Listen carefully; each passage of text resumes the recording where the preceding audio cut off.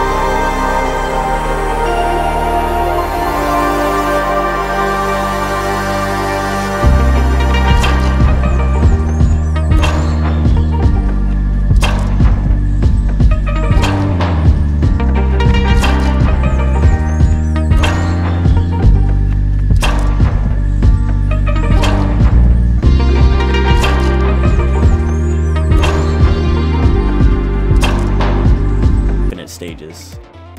2D games generally do not have these types of stages, and infinite stages themselves remove the walls that limit one's options. Though there are no walls, infinite stages still punish those who respond inefficiently with regards to movement. Infinite stages allow for consistent movement, which provides the players the option to play a bit more reserved, as well as give options to retreat safely, or, with say a life lead, force the opponent to engage without taking much risk. Outside of stage design, neutral and input execution with regards to movement between these games also vary. For example, in Guilty Gear and BlazBlue, movement is limited to a two-dimensional plane. This means that sidestepping is not an available option. Instead, players have to incorporate other means of movement. Outside of character specifics, the main movement options are walking, running, backdashing, jumping, and air dashing. To perform those means of movement, the inputs are relatively simple to execute. Alongside the ease of input, backdashes and air dashes specifically are some key sets of movement that can heavily change a situation. The distance, speed, and invincibility for these sets of movement across the cast allow for spacing adjustments, which in return place the player in a productive position. In Tekken, however, since players are bound to a three-dimensional plane, they have the ability to sidestep alongside some of the options from the two-dimensional games. Even though Tekken doesn't have an air dash for movement like Guilty Gear and BlazBlue, you can substitute that movement with a sidestep or sidewalk. Both air dashing and sidestepping have similar functions where you can be evasive and aggressive. They provide options to engage in more manners than direct contact. However, I will touch more on that in a later video regarding offense and defense. Aside from sidestepping and air dashing, I want to speak a little further on the topic of backdashes. Backdashes exist in all three games, yet how they produce results vary. The initial backdash does create space in all games, but it may not be enough to escape most situations. In Guilty Gear and BlazBlue, players are generally given enough space or invincibility from that single backdash to produce results. However, if the adjustment isn't large enough, then you repeat the same input as you recover to adjust the spacing even more. Or you can opt for an air dash instead.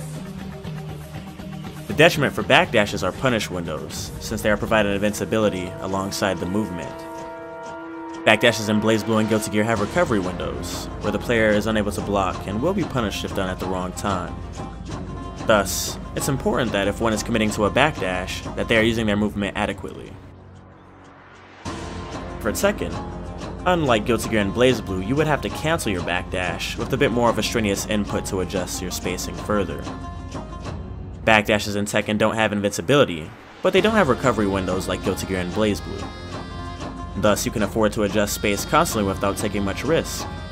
Essentially, you only get hit if you're no longer holding back to block, or if you're just blocking in opposition to your opponent's attack. Overall, both sets of movement, even though visually they do different things, the outcome is quite similar. For me personally, being new to Tekken, adjusting to its system was quite different. Yet, as I played more and more, similarities began to shine from various aspects with regards to movement. Backdashing specifically is something that I found to be way more productive than I had initially thought over time. Not using backdashes or sidesteps in Tekken, similar to not using backdashes or air dashes in BlazBlue or Guilty Gear, result in stiffness. Basically, I saw myself as a still target for my opponent as I watched through my replays.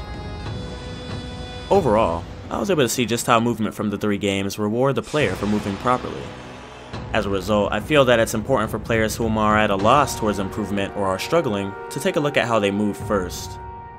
Movement is what gets you into most situations. Thus, if you were put into a bad situation or position, an adjustment in movement may change the outcome next time. Otherwise, the player may remain exposed to the multitude of attacks.